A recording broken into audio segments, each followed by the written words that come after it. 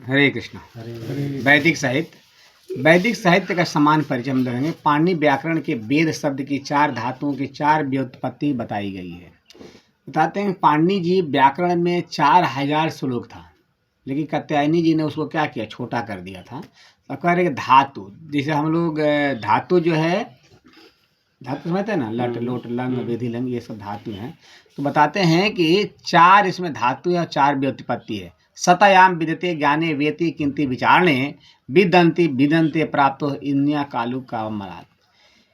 बिंदु सतयाम माने होना, विदु ज्ञाने जागना अनादि, विदु विचारणे विचार करना, विदुल लाभे प्राप्त करना। ये 4 चीज बता रहे हैं इसमें कि वेद शब्द का अर्थ एवं परिभाषा क्या है कि विष्णु मित्र ऋष्यक सी पाख्या विद्यन्ते ज्ञान लभते यही धर्मानि पुरुषः इति वेदा।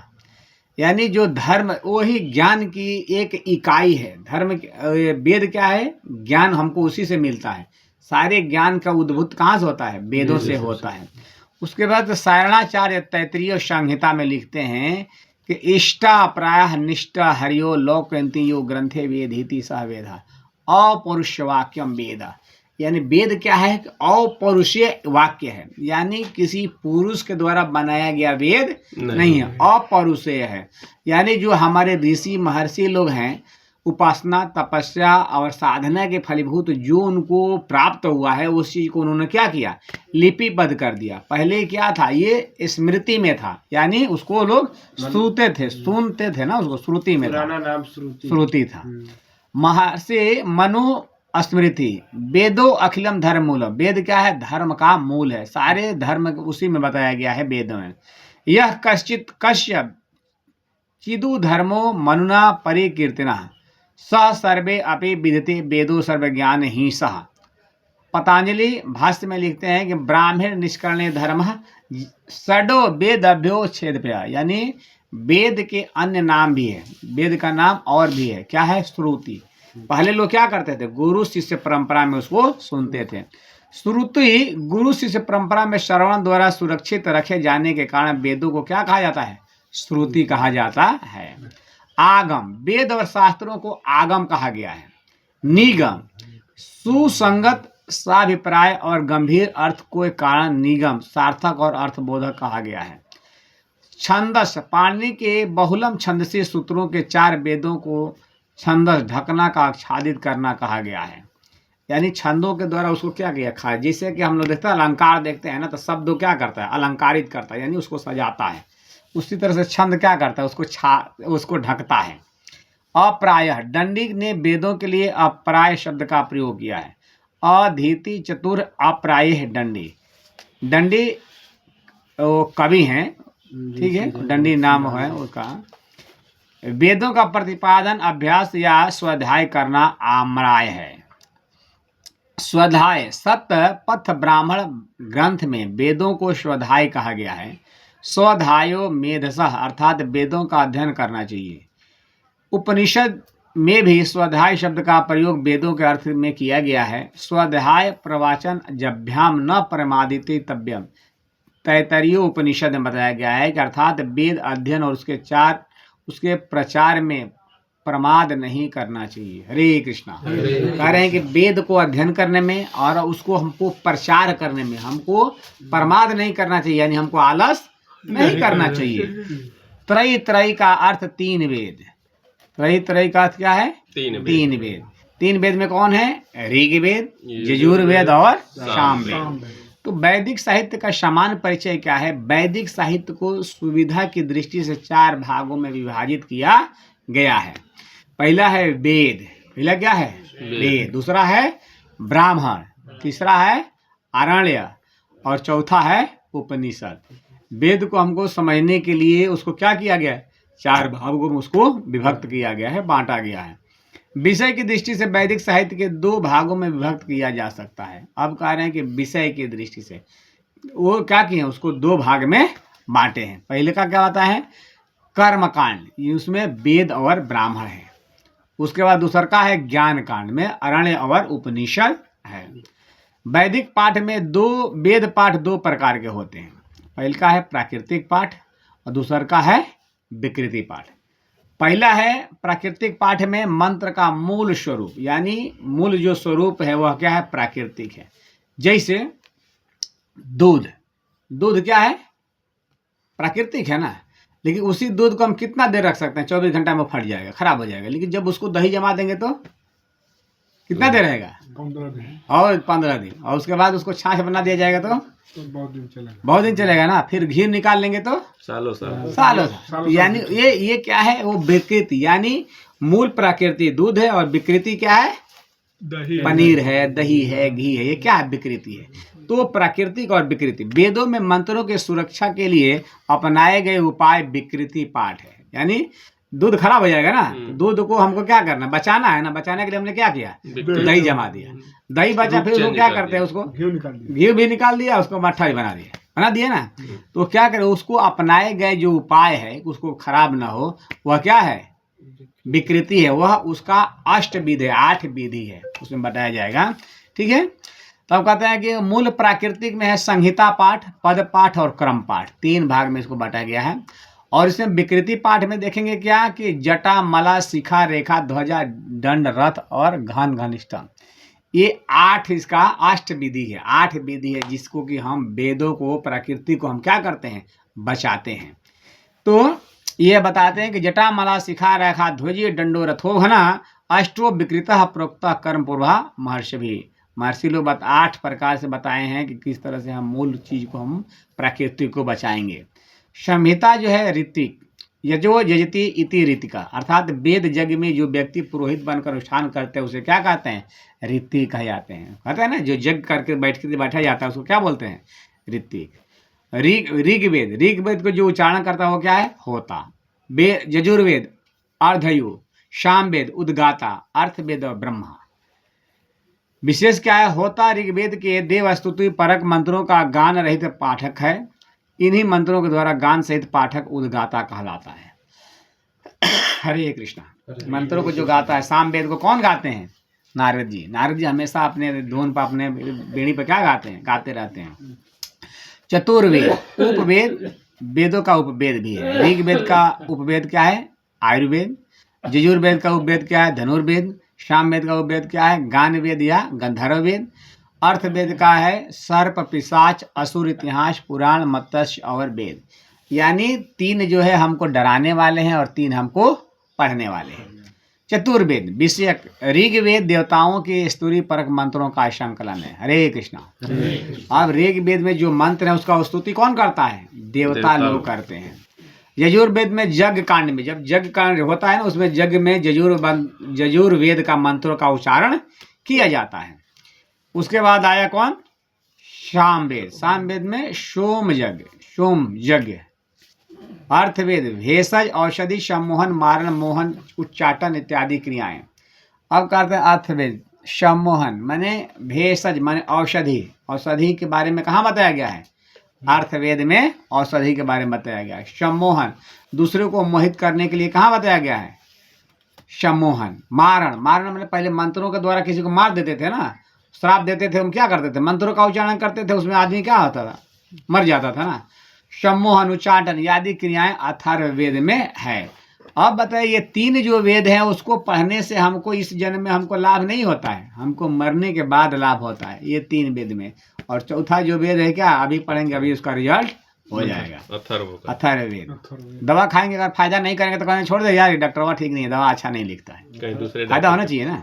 अथर्ववेद में दवाई सब लिखा गया। हाँ, भेषज औषधि है, सम्मोहन, मारण, उच्चाटन इत्यादि क्रियाएं सारे चीज है अर्थवेद में लिखा गया है।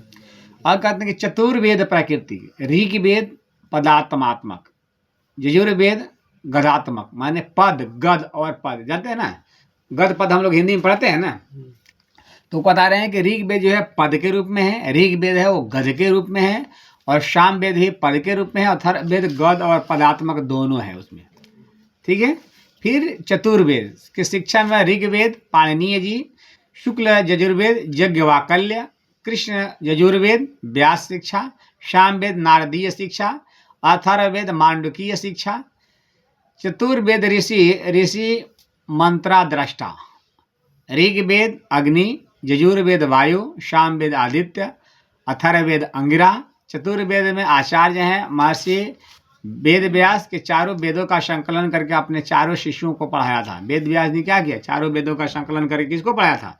4 शिष्यों को। ऋग्वेद किसको पढ़ाए थे? पायल ऋषि को। यजुर्वेद वैशंपायन को। सामवेद जैमिनी को। और अथर्ववेद किसको? सुमंत को। ये 4 शिष्यों के वेद व्यास जी ने ये चारों वेद पढ़ाए थे। वेद की शाखाएं क्या है? तो भास्कर पतंजलि के महाभाष्य के पारस्परिक शाहिक और चारों वेद की शाखाओं का उल्लेख किया गया है। एक सत्ता अधर्मयो शाखा सहस्त्रसन्ना शाम वेद एक विंशति तीक्षा बाह्य उच्यते नवधारणे वेद। महर्षि जैमिनी ने जैमिनी सूत्र में लिखा है, तेसा मृग यथार्थ सवेन पद अवस्थया गीतिषु समायाया जैसे जयु शब्द। ऋग्वेद संहिता में ऋग का अर्थ होता है स्तुरूपरक मंत्र। उच्चते उच्चतो इति ऋका, जिन मंत्रों में के द्वारा देवों की स्तुति की जाती है उसे ऋग ऋच ऋचा कहते हैं। ऋग्वेद में विभिन्न देवों की स्तुति वाले मंत्र हैं, अतः इसे ऋग्वेद कहते हैं। महर्षि व्यास ने निरुक्तम को सप्त अध्याय में प्रथम कांड में देवता कांड में त्रिविध ऋचाएं और देवताओं के त्रिविध निवास स्थान बताए हैं। हरे कृष्णा। अब बता रहे हैं कि देवताओं का वर्गीकरण कैसे हुआ। ठीक है, तो देवताओं का वर्णन किया बताया गया है कि निवास स्थान के अनुसार देवताओं का वर्णन किया गया है। बता रहे हैं कि त्रिविध ऋचाएं, देवताओं के त्रिविध निवास। 3 ऋचाएं कौन है? तो प्रत्यक्ष, परोक्ष और आध्यात्मिक, 3 प्रकार के ऋचाएं हैं। और दूसरा बताते हैं कि देवताओं के त्रिविध निवास स्थान, देवताओं के 3 निवास का स्थान पर 33 जो हम लोग बताते हैं ना देवता, वो उसमें है। बताते हैं कि पृथ्वी स्थानीय, पृथ्वी पर रहने वाले देवता, अंतरिक्ष या अंतरिक्ष स्थानीय, अंतरिक्ष में रहने वाला, और धू स्थानीय, यानी धू स्थानीय मैंने मतलब क्या होता है प्रभु जी? तो हमको वही मालूम नहीं है, कहीं देखना पड़ेगा। अब पंचजलि ने महाभाष्य में ऋग्वेद की 21 शाखाएं स्वीकार की है। शौनक विरचित चरण व्यूह में ऋग्वेद की 5 प्रमुख शाखाएं स्वीकार की गई है। शाकल, वास्कल, अश्लायन, संखायन और मांडुकयान। ऋग्वेद की वर्तमान में उपलब्ध शाखाएं एकमात्र शाकल शाखा है। हरे कृष्णा। अब देखिए, ये वर्तमान जो समय चल रहा है, हमारे वेद जो है, हमारे धार्मिक ग्रंथ है, धीरे धीरे विलुप्त होते जा रहे हैं। हम अपने घर वाले, अपने रिलेशन वाले किसी को बताते नहीं है कि हमारा धर्म ग्रंथ कहाँ जा रहा है। हम अपने को चिंता नहीं है कि हमारा सनातन धर्म कहाँ जा रहा है। अभी देखिए, एक बता रहे हैं कि ऋग्वेद की जो है एक ही शाखा जो है शाकल, वही हमारे अभी उपलब्ध है, बाकी सब विलुप्त हो गए। ऋग्वेद के अपर नाम दशई और होत वेद है। ऋग्वेद का द्विधा विभाजन महर्षि कृष्ण द्वैपायन वेद द्वारा किया गया था। हरे कृष्णा। अब बता रहे हैं कि वेद व्यास जी ने ऋग्वेद को 2 भागों में बांट दिए, इसलिए कृष्ण द्वैपायन नाम भी उनका रखा गया है। किनको? वेद व्यास का। अब कह रहे हैं कि अष्टक क्रम और मंडल क्रम। हरे कृष्णा। अब देखते हैं ना, जब हम पढ़ेंगे, जब वेद पढ़ेंगे, जिस तरह से हम श्लोक में जब गीता पढ़ते हैं उसमें श्लोक बोलते हैं ना, लेकिन जब हम लोग ऋग्वेद जब पढ़ेंगे, वेद जब पढ़ेंगे, तो उसमें हम लोग क्या बोलेंगे? मंडल बोलेंगे। मंडल में विभाजित हुआ है। महाभारत जो है पर्वों में विभाजित हुआ है। और कह रहे हैं कि परक पाठ में अष्टक, अध्याय 64, सूक्त 108, यानी अष्टक क्रम में 8 गो अष्टक है, 64 गो अध्याय है, और सूक्त जो है यानी 1028। सूक्त क्या है? सूक्त क्या है? श्लोक जिसे बोलते हैं ना, उसमें श्लोक। मंडल क्रम में ऐतिहासिक विभाजन में है, मंडल में 10, यानी उसमें अध्याय, माने ऋग्वेद जब पढ़ेंगे तो उसमें क्या बोलेंगे? मंडल बोलेंगे। तो कह रहे हैं कि अनुवास्तक 85, सूक्त जो है 1028। मंडल क्रम, मंडल शब्द का तात्पर्य है तय। ऋग्वेद में मंडल क्रम में 10 मंडल है। इस प्रकार ऋग्वेद को 10 स्तई कहा जाता है। मंडल क्रम में विभाजन करता शाकल ऋषि है। मंडल क्रम को देवताओं के अनुसार सूक्तों का विभाजन किया गया है। द्वितीय मंडल में सप्त मंडल तक के भाग को ऋग्वेद का प्राचीनतम अंश माना गया है। इन 6 मंडलों की संज्ञा नाम, मंडलवास, पारिवारिक मंडल और प्राचीनतम मंडल है। प्रथम मंडल और अंतिम 10 मंडल की सूक्त संख्या 191 समान है। लघुत्तम, न्यूनतम सूक्त और मंत्र वाला मंडल द्वितीय गुप्त मंडल है। प्रथम और 10म मंडल नवीनतम मंडल कहे जाते हैं। नवम मंडल में केवल सोम देवता की स्तुति है। इस मंडल को सोम पवमान मंडल भी कहा जाता है। अष्टमंडल में सूक्त 49 से लेकर 59 तक के सूक्त बाल खिलम नाम से जाने जाते हैं, जिनकी संख्या 11 है। प्रथम मंडल के ऋषि सर्चित स्त्री शौचा वाले कहे जाते हैं, जबकि 10वें मंडल के ऋषि क्षुद्र सूक्त और महासूक्त कहे जाते हैं। हरे कृष्णा। तो ये 10 मंडल है। 10 मंडल में ऋग्वेद के 10वें मंडल में दार्शनिक सूक्तों की प्रधानता है। 10वें ऋग्वेद में 4 दार्शनिक सूक्त माने गए हैं, पुरुष सूक्त, हिरण्यगर्भ सूक्त और नारदीय सूक्त और वाक्य सूक्त। ये 4 सूक्त माने गए हैं। ठीक है, हरे कृष्णा, हरि बोल। प्रभु जी समय हो गया, ठीक है, फिर हम लोग अगला क्लास में हम लोग पढ़ेंगे। ठीक है, हरे कृष्ण।